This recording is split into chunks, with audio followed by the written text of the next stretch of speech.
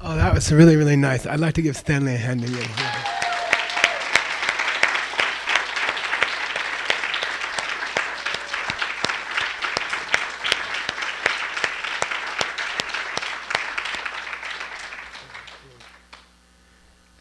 Bang. Okay. Towards the end of the morning, we all get tired. Oh, your butt gets tired? So I thought we'd have some fun, and instead of keep talking about negative emotions, just depressing, why don't we go to the review of the Lamrim, which is a little more cheerful, and then we'll come back to depression at the end of the class, okay? So I'm going to do some more of the review of the last 8 years of Lamrim, because those of you who decide to get your master's degree in Lamrim, you're going to need this, okay? Those of you who don't decide to become a Lamrim teacher, it's still useful, right? For your teaching, okay? As an ACI teacher. So we're on, Tim, we're on item 81. Number 81.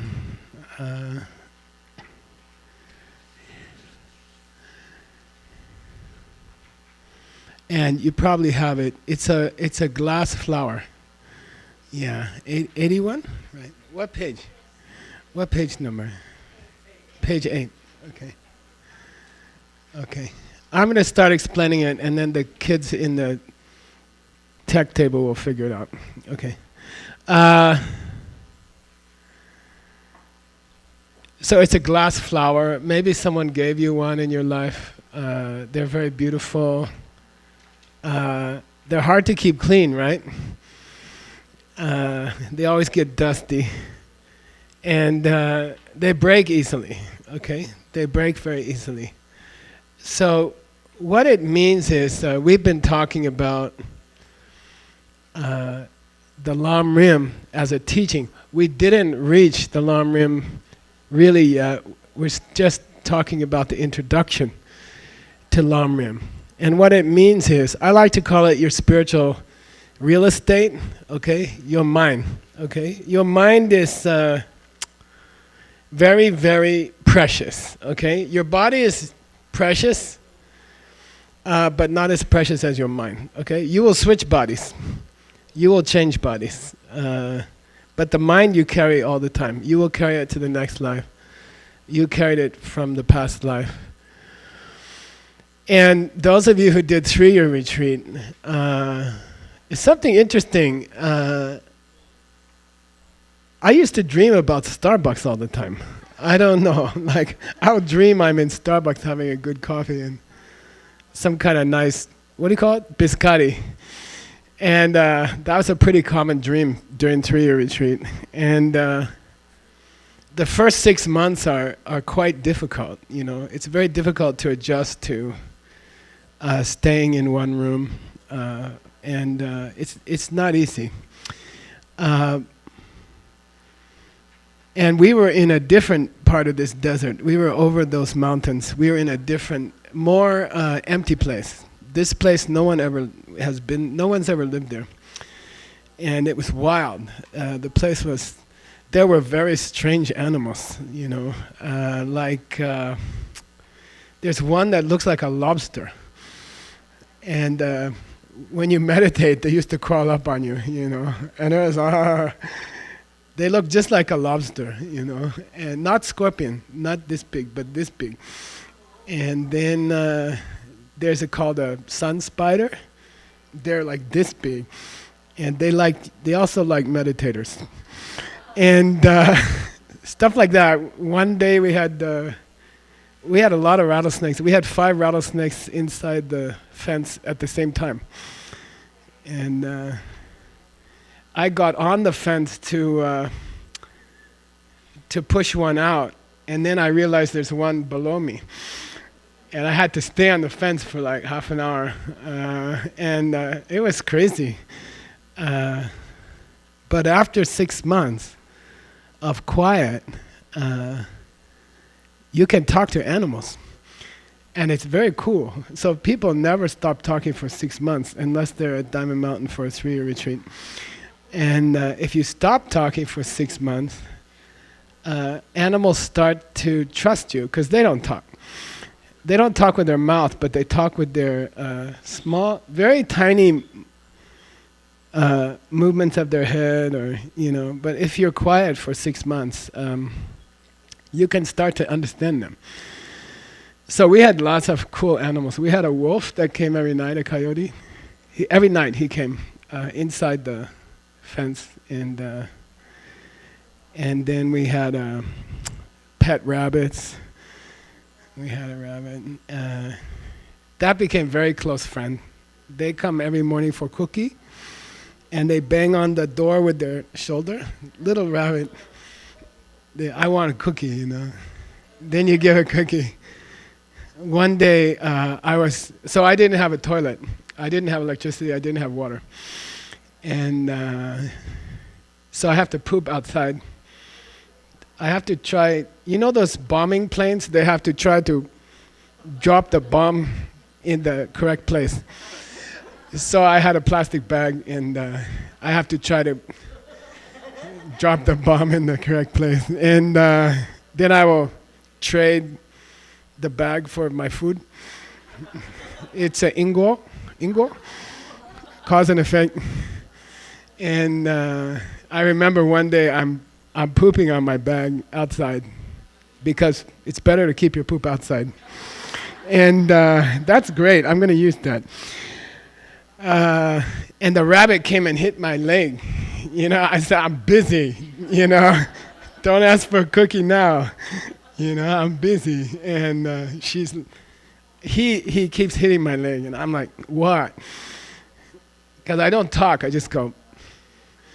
And then he dug a hole right next to he wanted me to watch digging a hole. I'm like, he's like, then he spread his legs over the hole and gave 2 babies and put them in the hole, And I'm like, oh, you're a girl.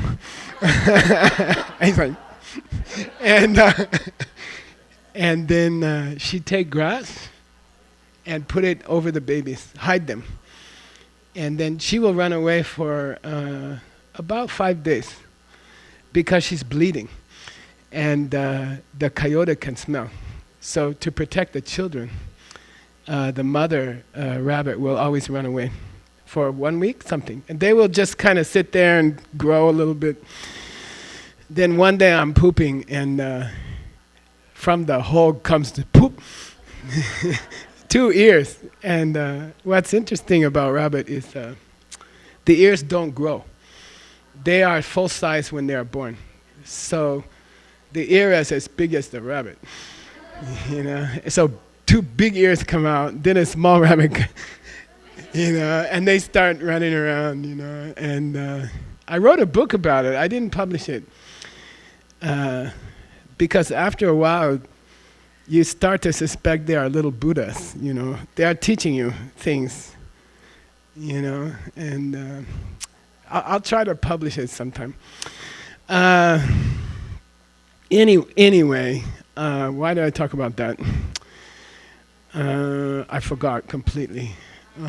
Oh yeah, after 6 months, you get really bored, and you can't meditate all day. Forget it. It sounds nice. 3-year retreat sounds very romantic. It's not, and it's hot, and it was very hot. And when we did yoga, you could hear tuk tuk tuk tuk the water dripping off, and.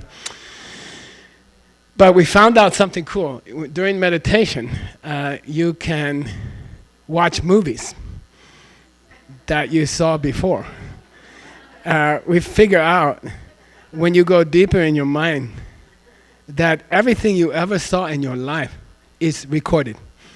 Every conversation you ever had, and every movie you ever saw, and every song you ever heard, those impressions are there. I think that's why older people start to get forgetful, because the hard drive is full. Okay. I told John Brady there's a test for Alzheimer's.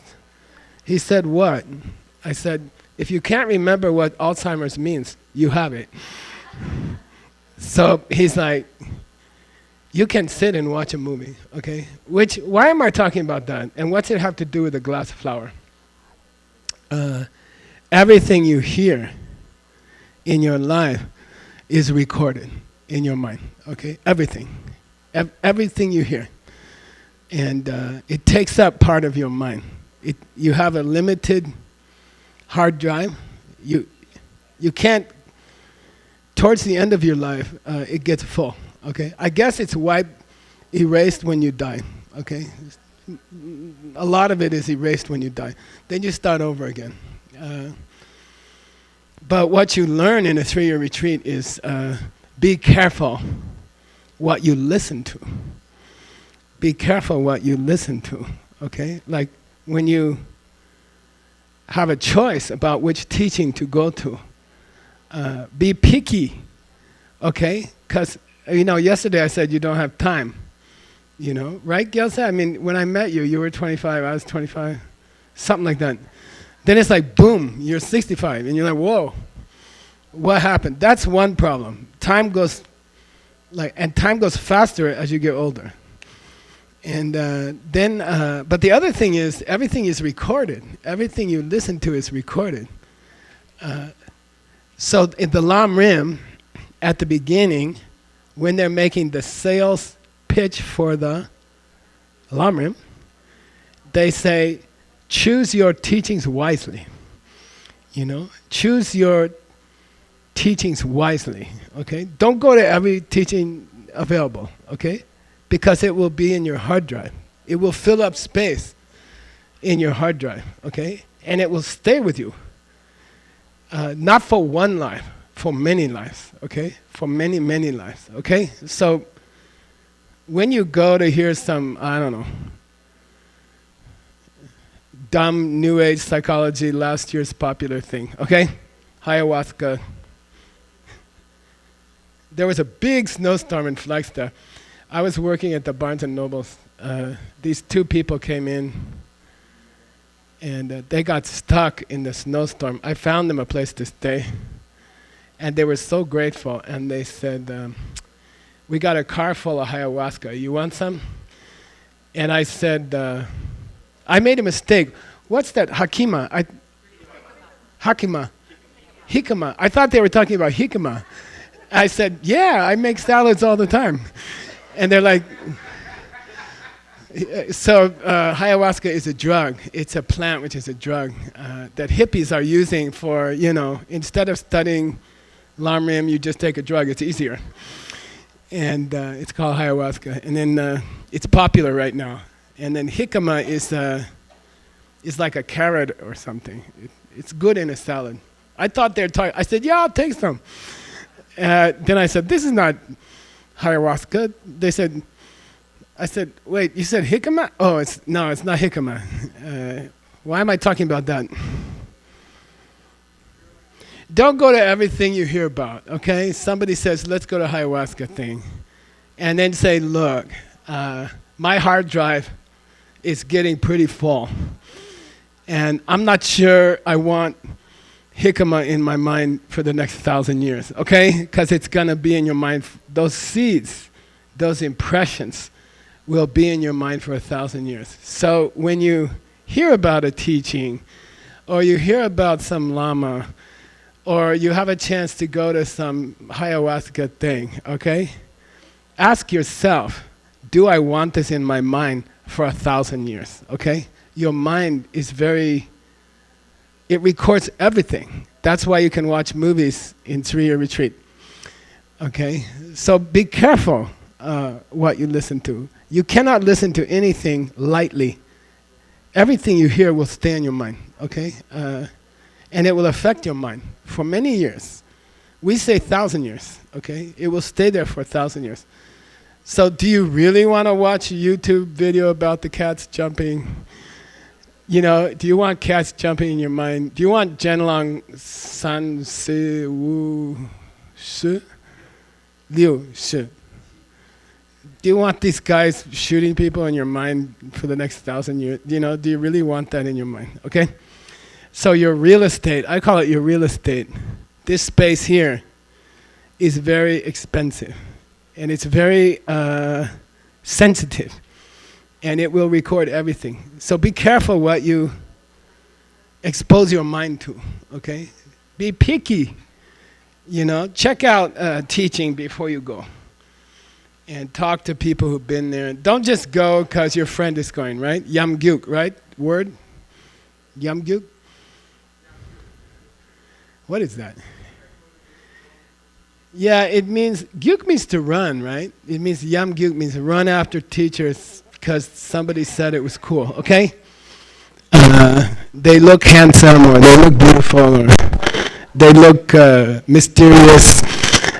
Be careful what you open your mind to, okay? All right, that's the item number 81. Your mind is like a glass flower. Your mind is very beautiful, and your mind is very fragile. And be careful who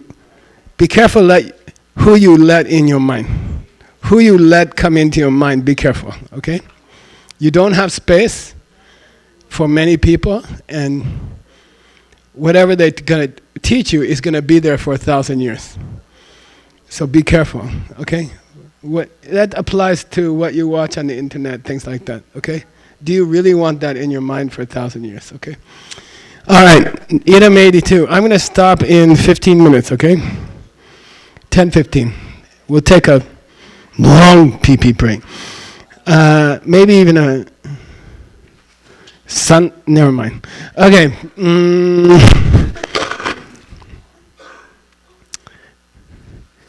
Item 82 is a pet peeve of mine, Masha.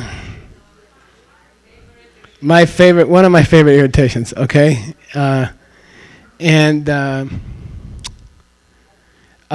So in Arizona, I grew up in Arizona. We moved here. I was born in Los Angeles. I came here when I was 6 years old. And if you live in Arizona, you need a car. Okay? Right, Pelma? By the way, Lama Pelma's here. She started the 3 Jewels in New York 30 years ago. And that's where we taught the first ACI courses. So I'd like to thank her for coming. Yeah.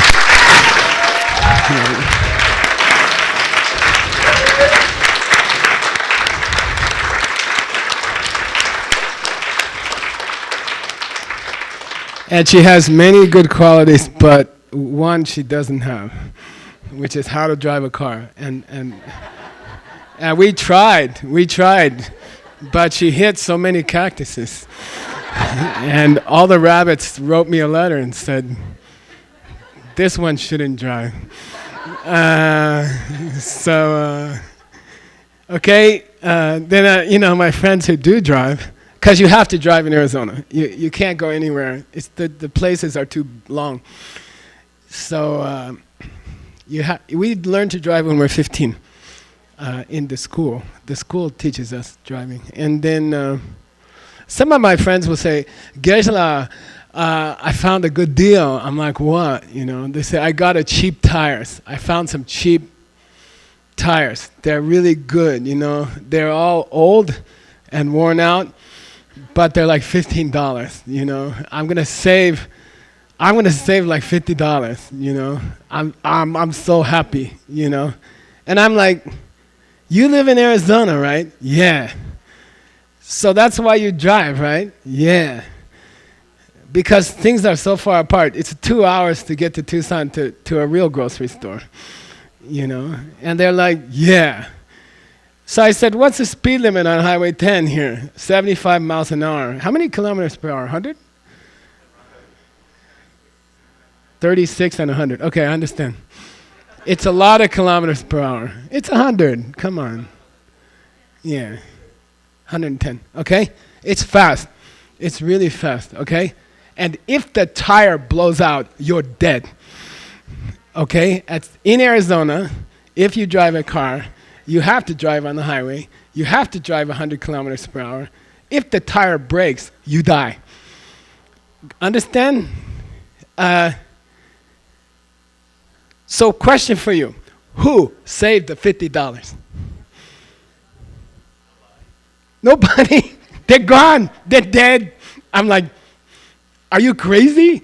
Buy some new tires. Yeah, but I want to save $50. I'm like, who's going to have the $50? Me. But you're going to die because the tire blew out. Yeah. You know, I'm like, it's crazy. Don't do that, okay? Why are we talking about that? You look at your phone for 5 minutes driving. I had a friend of mine did it, a friend from my high school. He was looking at his phone, and he was driving, and he hit a car. And the other person had their child standing in the front seat. And the child went through the window and landed on my friend's, right in front of my friend's car, dead, bleeding and dead. And his mind broke for his whole life. He was a good student, he was a good person, he was one of the highest students in the school, and he just became crazy. For what? For a text, for a 5-minute text. You see, you do a small thing and it changes your whole life. Understand? What am I talking about? Going to some stupid ayahuasca teaching, okay, some hippie teaching. You know, last year someone discovered a new meditation that Buddha didn't think of. Someone's gonna teach Einstein about relativity.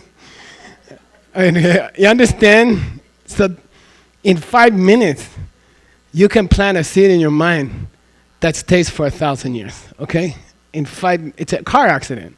Going to a ayahuasca ceremony, something like that. I don't want to pick on ayahuasca. Any stupid new meditation thing somebody thought up. It's a car accident, and it will change your life for the rest of your life. You see? It's looking at your cell phone at 75 miles an hour. It's a bad tire. It's going to kill you. Okay? Don't think you can sit in a foolish teaching and it won't affect you. It will stay in your mind for 1,000 years. Okay? Like a car accident. My mother, my stepmother,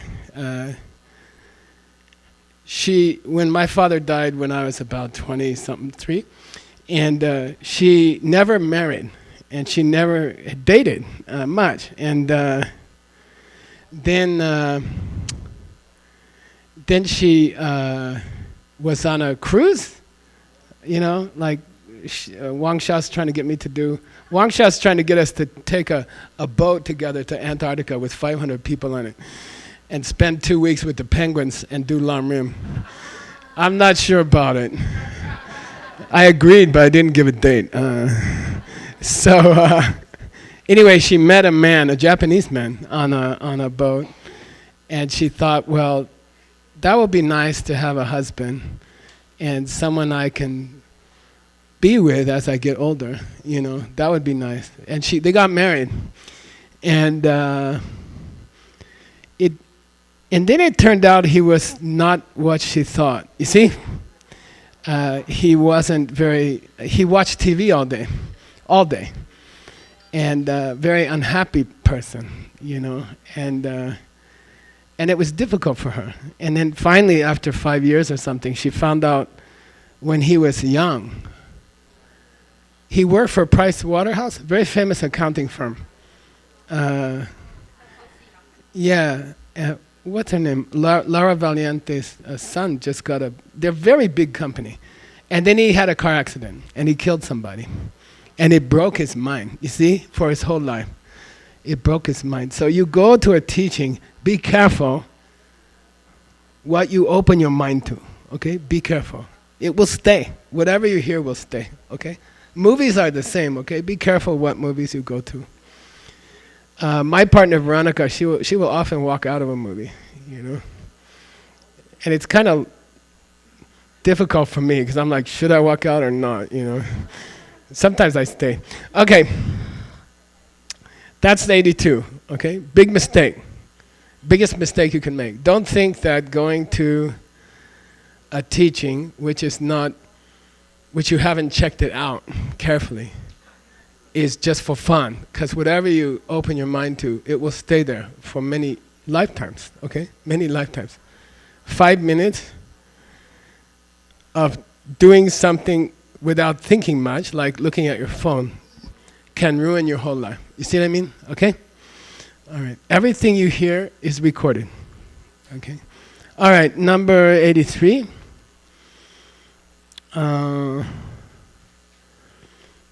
There were some people, like in the monastery, you hear monks, Geshe candidates, young Geshe, gonna be Geshes. They will say, I don't want to go to Lamrim. There's special lamas come and they teach Lamrim. It's not part of the Geshe course, okay? In the Geshe course, you only get Lamrim when you have a visiting teacher, okay? It's not part of the schedule, okay? And so the Geshe candidates will say, I'm not going to go to Lamrim. That's for the guys who can't do the Geshe course, okay? And this is some kind of, they put down the Lamrim, okay? And then Pabongka Rinpoche got really irritated about it. And he said, look, if you don't have the 3 principal paths, okay? If you don't have baby Lamrim in your mind, you cannot succeed in Buddhism.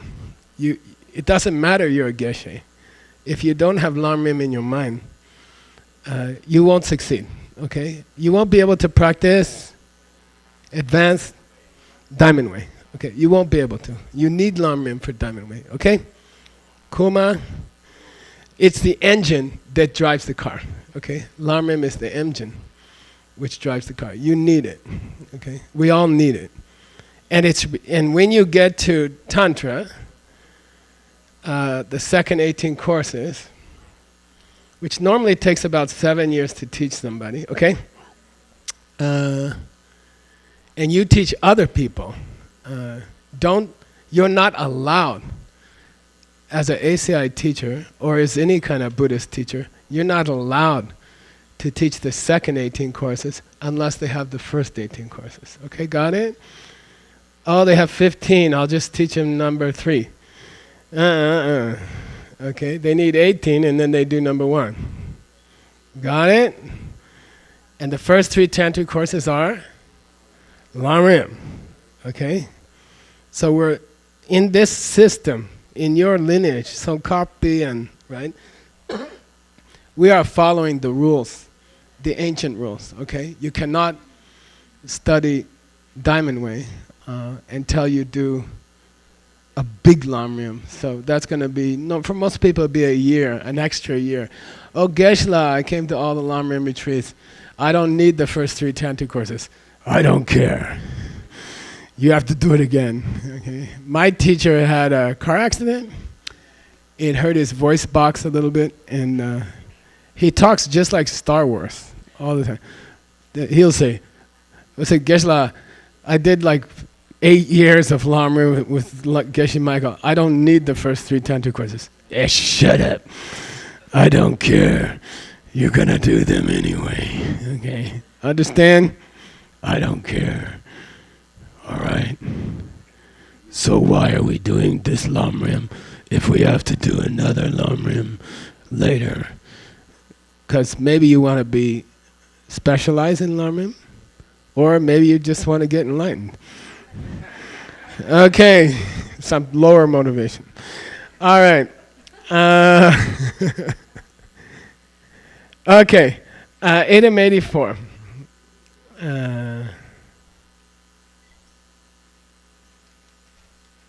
This is tricky. This item is tricky. It's going to be a little difficult for you to give me a good answer when you see it, okay? So listen up. This is the last thing I'll teach, then we'll take a break. Who invented the Lamrim? So if you talk to people and you say, when did Lamrim start? And they'll say, oh, it started 1,000 years ago, in Tibet. Atisha got a job from his teacher, right, Seiji? Whose name is Dharmarakshita. And Dharmarakshita, it's like when Rinpoche sent me to New York.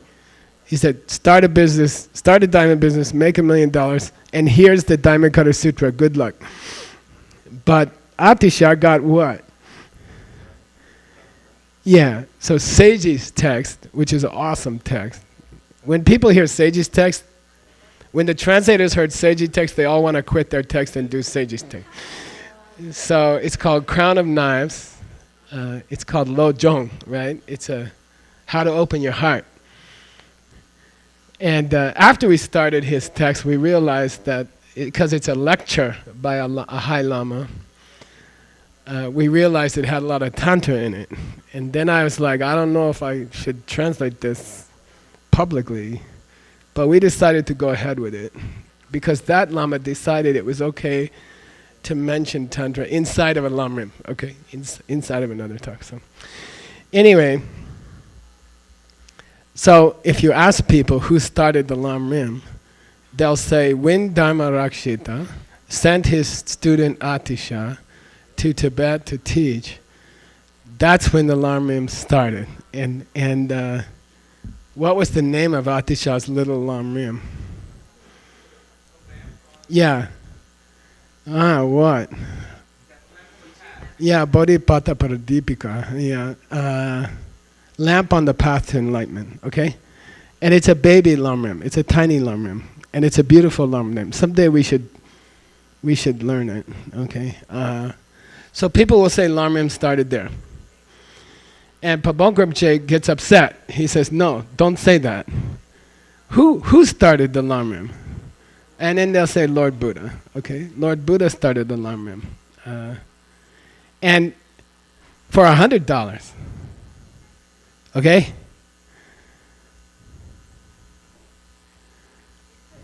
I gotta make it a little difficult. Why does the name of the lamrim prove it must have been taught by the Buddha? Wait. Raise your hand. I'm not giving away money to anyone who shouts. You sure? Okay.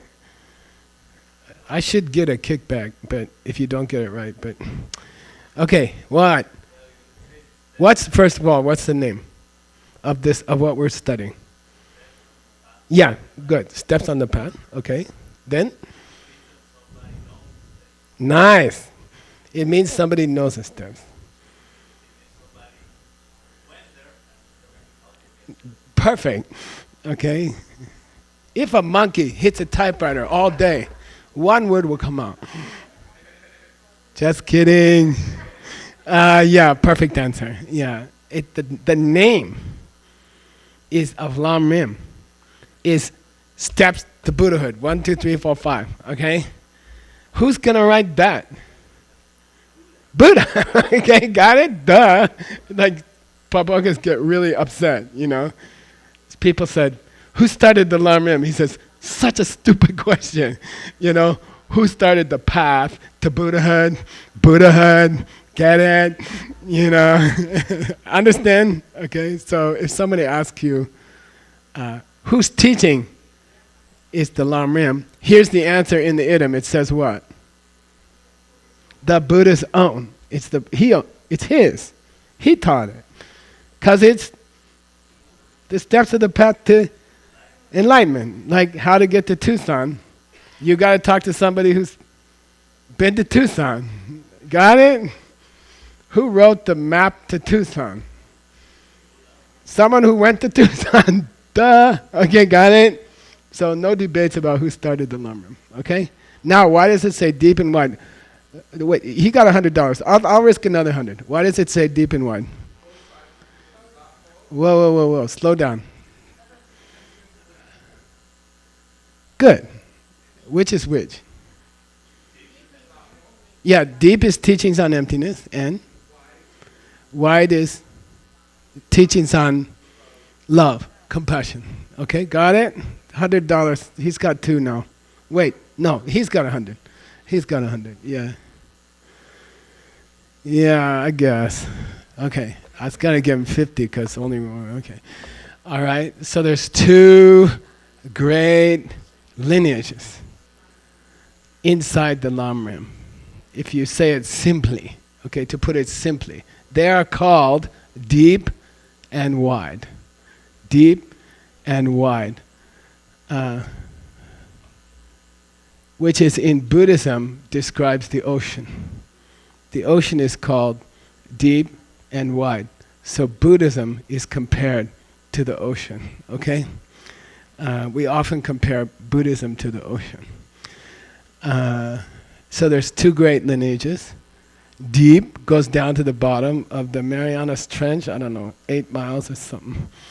And then wide, it takes time to fly from China to California, right? The ocean is wide, okay? Wide means teachings on love, teachings on compassion.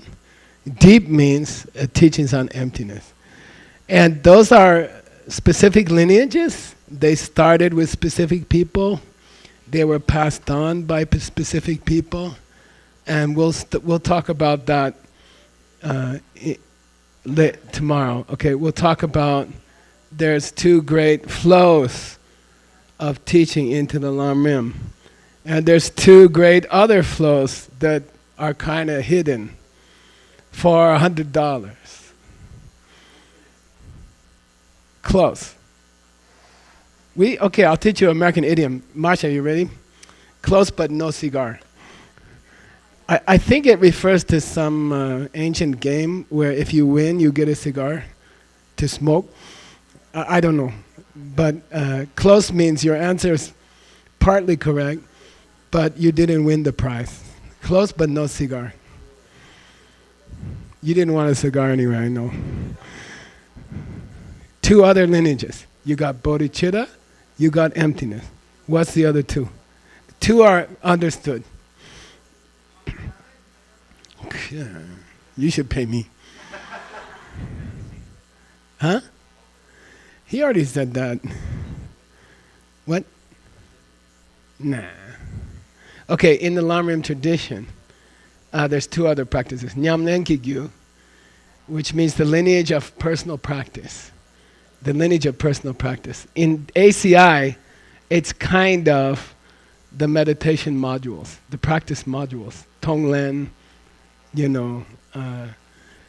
how to meditate, things like that. Personal, 6 times book. Okay, these are personal practice. So that's considered in the Lam Rim a third lineage, okay? Personal practice lineage. And then the fourth one is easy. Secret lineage, okay? So really there's 4. 4 streams are combined in the Lam Rim. Okay, let's say it again. Compassion stream, emptiness stream. Then normally the practice stream in those paintings is put in the middle. There's a third stack of lamas in the middle of the Lam Rim paintings. So to Tsongkhapa's left, you have wisdom, because wisdom is always left hand. And then to Tsongkhapa's right, you have compassion, bodhicitta. And then in the middle, you have another stack of lamas. That's the personal practice lineage. And then you have... Okay, questions. We have about 15 minutes. Any questions? No questions. I have a question for you. What's the 3 ways to become the most popular ACI teacher? Number 1, know your material well. Number 2, learn your students' names. Geshe failed already. Number 3, let them go early sometimes. Wait, Rachana has a question. Go. She has a microphone actually, so.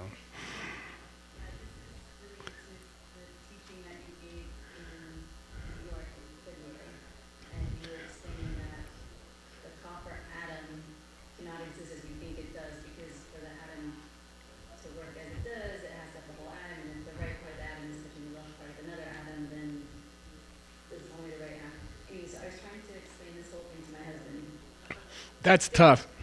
Yeah. I'm still going to write a book for him about that. Actually, he was doing the teaching. Oh, okay. Cool. He heard it, and we discussed it afterwards, and the part that he couldn't understand, and I have no ability to explain. And I'll give the analogy, a similar analogy to what he came up with. So he said if you have a line of people,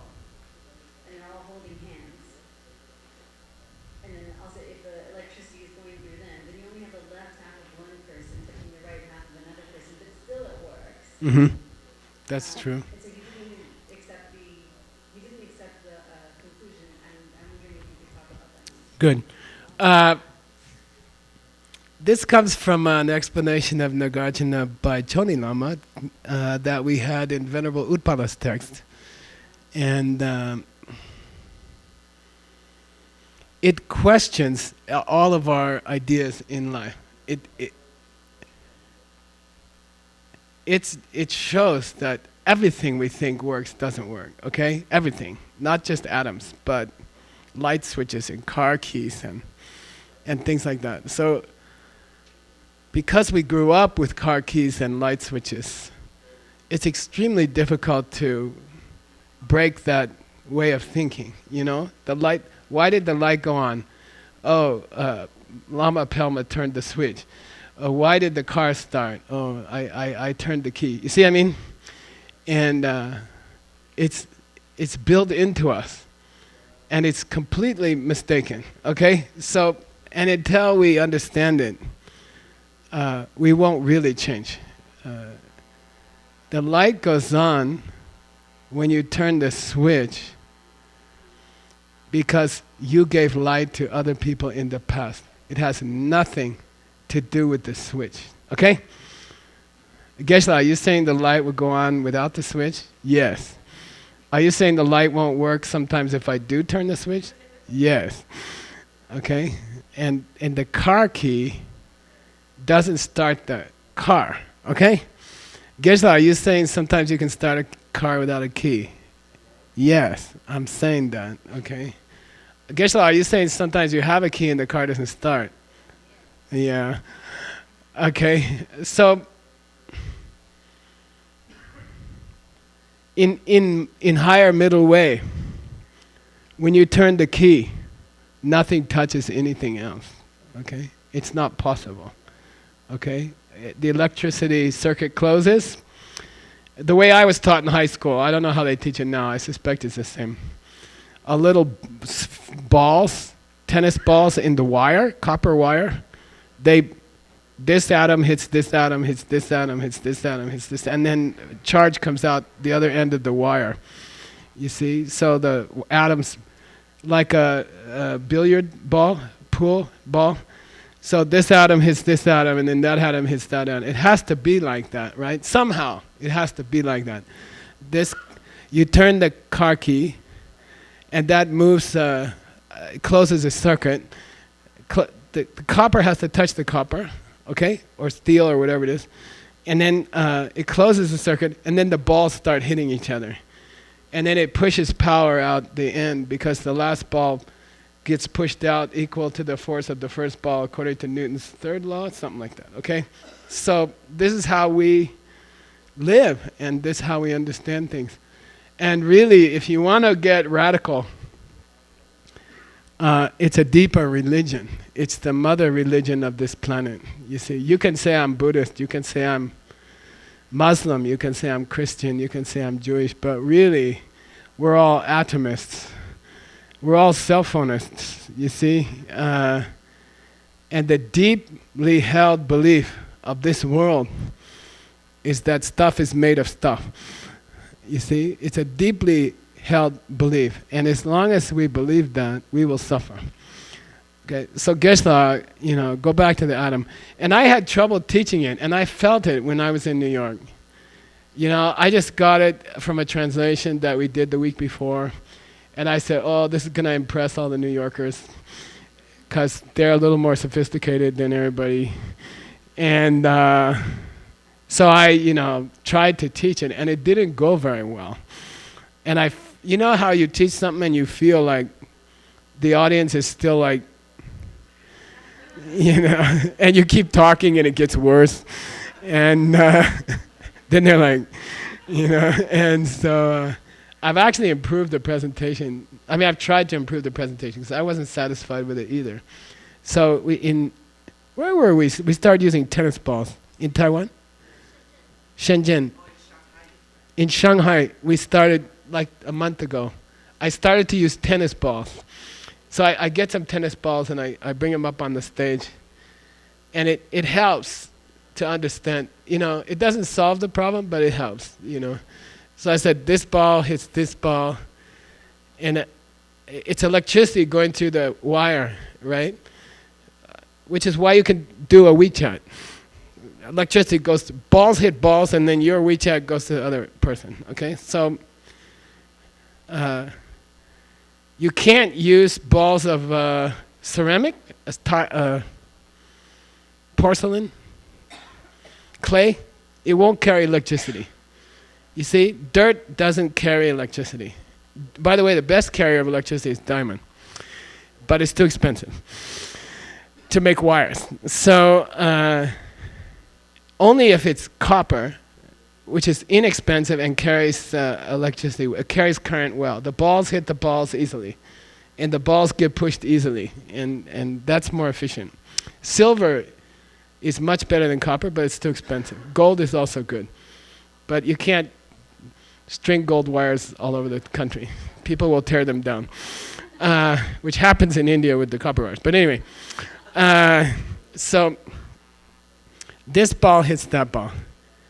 It has to be in the metal group of the periodic chart of the elements. It has to be a metal, basically, or a diamond to carry electricity well. It has to be a metal. It has to have a certain number of electrons, protons, and neutrons, okay? And those, in the model, which is just a model, it's not necessarily the way it is. Those are arranged in shells around the core of the atom, okay? So it's the core of the atom. And then there's shells of electrons and protons, and then it has a charge. The point is, the structure of the tennis ball has to be exactly that, or it's not copper anymore. You see what I mean? If you pull out a hydrogen atom, if you pull a hydrogen atom out of water, it becomes something else. You see? It changes to helium and oxygen. It doesn't work anymore, okay? So if you take anything out of the shell, it's not going to be copper anymore, and it won't carry electricity. So it has to be that many electrons and that many protons in the model of science, right now. So those electrons individually and the protons individually are generic. An electron in one atom is the same as an electron in another atom. An electron in a shell of oxygen is the same as the electron in a shell of copper. Okay? Those are not different. Those are just positive, negative charges, whatever. You see what I mean? If you could take an electron out of a copper atom, and you could take an electron out of a oxygen atom, they're the same. They're not different. Copper electrons are totally the same as oxygen electrons. They're not different, okay? It's how you mix them together that makes it copper or oxygen, okay? Got it? Which means if you only make contact with one electron, okay, in a copper atom, it's not going to work. Because it's the same as touching one electron in an oxygen atom. You see what I mean? If you could only make contact with the outer shell that has a single electron in it, that electron is not different from an oxygen electron. They are generic. All atoms' pieces are the same. It's the arrangement of the pieces that makes them work. Okay? Now, does that electron, is it substantial? Does it have a left side and a right side? Can you split an electron?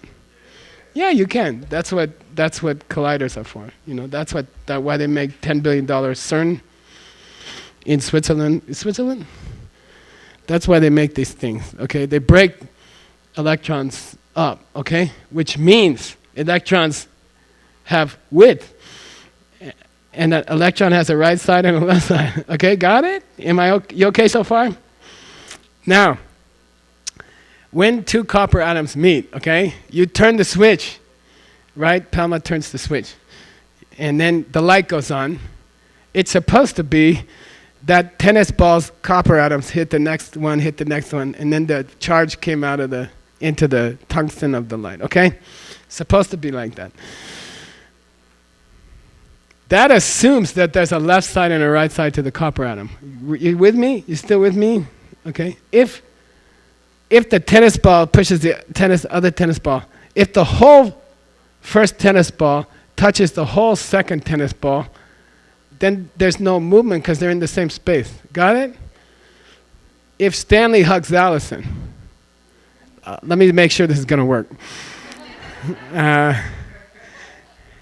And if he tried to make every inch of his skin touch every inch of her skin, the only way is if they were standing in the same space. You see what I mean? That's the only way. You can check it out. Now you can hug. Is there a way to hug each other that you touch everywhere at the same time? Only if you're in the same spot. You see what I mean? What that means is, stay with me, okay? This is a terrible thing to do at the end of the class. I got it. What that means is, if all the copper atom made contact with all the next copper atom, there would be no movement of electricity because it would all be in the same space as if Allison was touching every inch of Stanley. That means they'd have to be in the same body. That's the only way for all their skin to make contact with all their skin. Got it? Okay? So it must be, therefore, that only a part of this tennis ball, the front part, touches the pigu of the next tennis ball. What's pigu? Bottom. The ass. I mean, a polite word is bottom. Okay, Geshe-la's not very polite. Okay, so the front side of this tennis ball has to hit the ass of the next tennis ball. Okay, the front end of this ball can't hit the front end of that ball because then there won't be any movement. You see what I mean?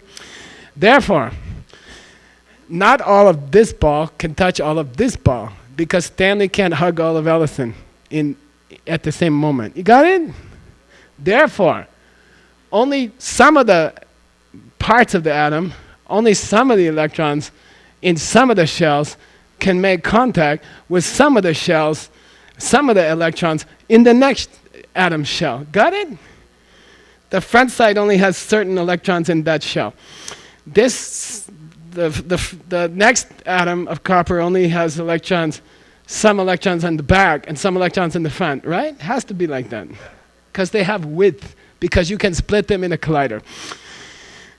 Therefore, not all of the first atom of copper is working to touch the second atom of copper.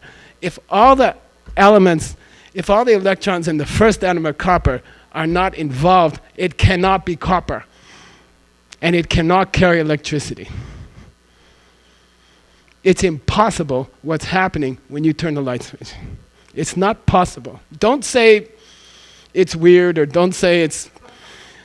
what I'm saying is, to think that the light goes on because she turns the switch is profound misunderstanding of the world.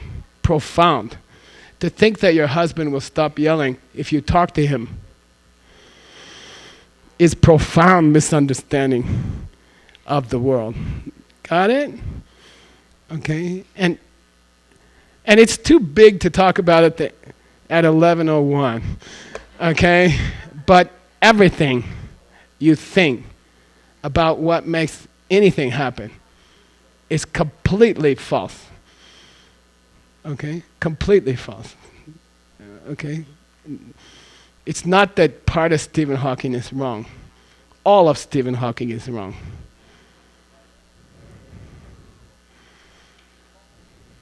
So her husband, I told you this story, her husband's a publisher. He asked me, what's my next book?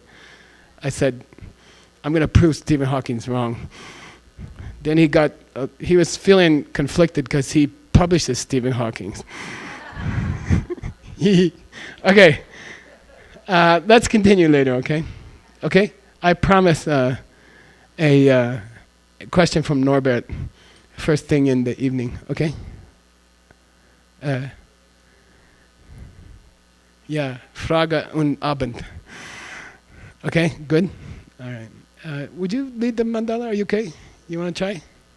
You just say sushi.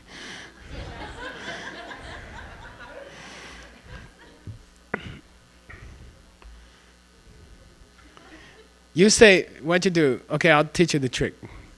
This is how an American gets through a Geshe course. You go, sashi. And then the second part, you go, gewat.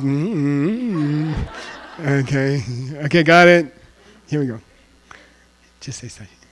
Shibuki Joshi Metotam Rira Blingshi Nende Gempadi Sange Shindu Mite Uagi Dokunamda Shina Chepasho Idam Guru Ratna Mandala Naryatayami Wadi Kyokun Sanam Yeshe Totso Shin Sanam Yeshe Lechuwe Dampa Kuni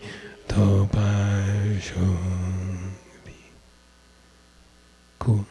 Thank you for working so hard.